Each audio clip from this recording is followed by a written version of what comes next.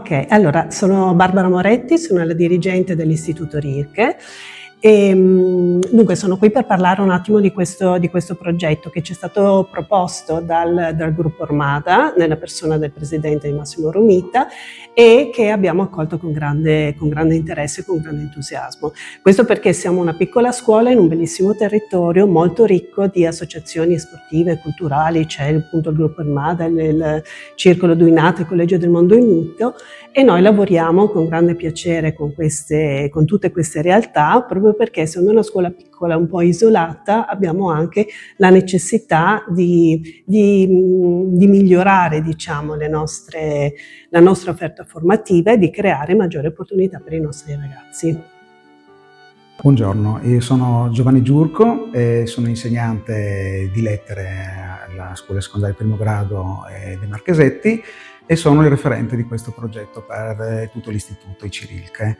Coinvolti i ragazzi hanno aderito con entusiasmo a questo progetto, hanno creato dei bei lavori, insomma, si sono cimentati in interviste, hanno creato dei cartelloni, insomma hanno veramente partecipato con entusiasmo e con grande interesse. Ecco, un progetto secondo noi che ha valorizzato anche il nostro territorio e i ragazzi hanno imparato delle cose che magari non conoscevano, coinvolgendo persone anche esterne, intervistando persone che hanno vissuto delle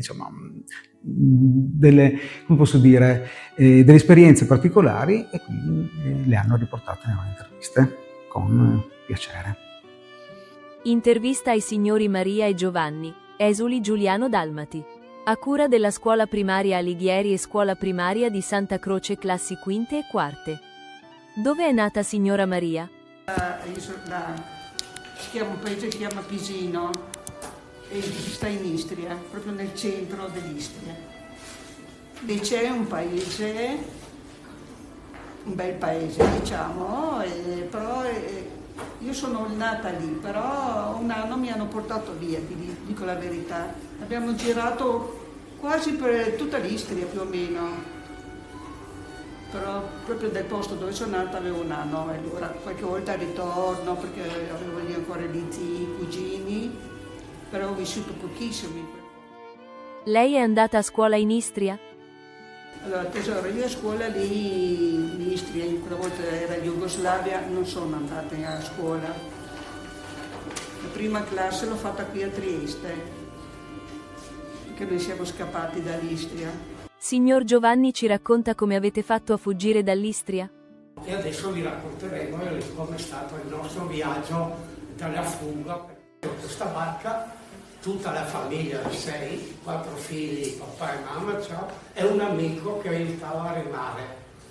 E siamo imbarcati. Siamo partiti alle 7 di sera in settembre del 55 e siamo arrivati a Trieste il giorno dopo alle 6 di mattina. Questa era la nostra barca, presente quelle barchette dei pescatori, bianche, azzurrine. Ecco, eravamo in 7, tu pensa, ecco, fuori diciamo da questa spiaggia verso si sono avvicinati 2 delfini. Questi 2 delfini ci hanno accompagnato per un pezzo. Immaginate voi avere 2 delfini a fianco, no?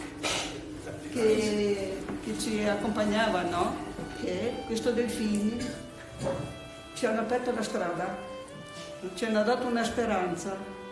Ritorna qualche volta nel suo paese di origine? Lì abbiamo ancora dei cugini e poi mio papà, dopo morto, voleva tornare fuori nel mio paese e lì ha comprato una tomba e allora io e mio fratello andiamo 2 volte all'anno. Quale insegnamento vuole trasmetterci? Oddio, la serenità, la fiducia e l'onestà. Questo è il mio modo di vedere. Essere sempre fieri di noi stessi, di quello che facciamo, però sempre onestamente, così non hai paura di niente e di nessuno. Un grazie di cuore ai signori Maria e Giovanni da parte di tutti gli alunni coinvolti nel progetto, per aver condiviso la loro storia, ricca di importanti insegnamenti.